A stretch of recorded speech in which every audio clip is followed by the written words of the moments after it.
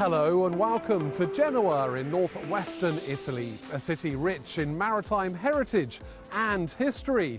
We're here to find out how the cruise industry is working to reduce its environmental footprint, charting a more sustainable future. Genoa is a favourite on Europe's cruise map. Passenger movements reached 1.7 million last year. The latest cruise liners are also built here. The industry says it's focusing on more efficient ships powered by alternative fuels as it pursues net zero carbon cruising by 2050.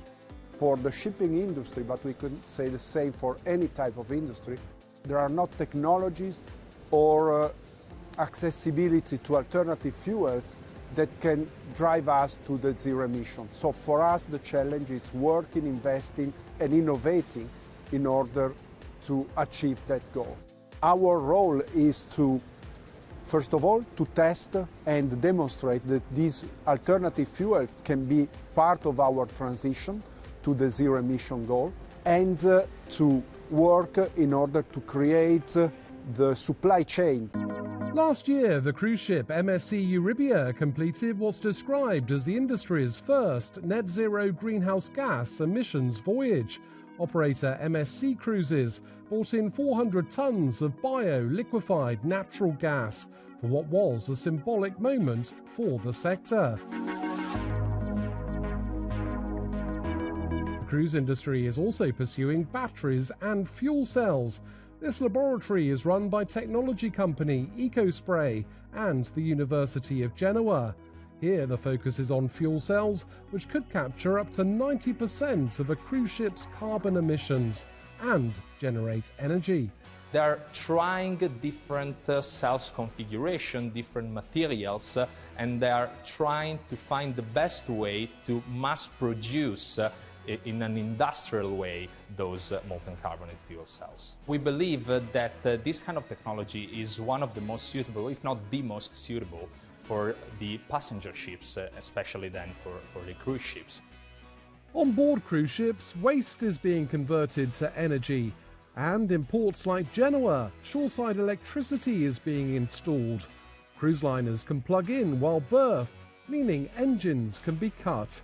All the EU's main ports must provide this by 2030.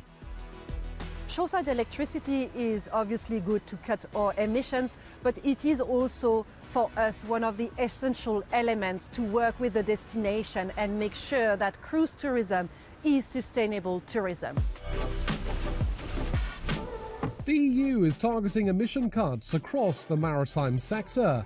Last year, European Commission President Ursula von der Leyen christened the world's first container ship that can run on methanol. EU regulation is seen as key to unlocking the alternative fuels. What is needed at the moment is to create demand from the industry so the investors can put their money into production and make those fuels at scale. For that, we need to have governmental policy, we need to have regulations, and those regulations need to come at all levels, at the national level, at the European level, as well as at the international level. In the EU, an emissions trading system is now covering large ships, putting a price on CO2 emissions. And as part of the Fuel EU Maritime Initiative, dependence on traditional fuels will be gradually reduced from 2025 onwards. The EU has probably the most comprehensive setup when it comes to regulatory requirements. What I would also like to see is that that framework that already pushes several companies to go ahead will not end up penalizing the frontrunners. They are the ones who are testing solutions. At the Italian Shipping Academy in Genoa, the next generation of maritime professionals are navigating the sustainability journey ahead, harnessing digital technologies, and also mastering new types of engines and fuels.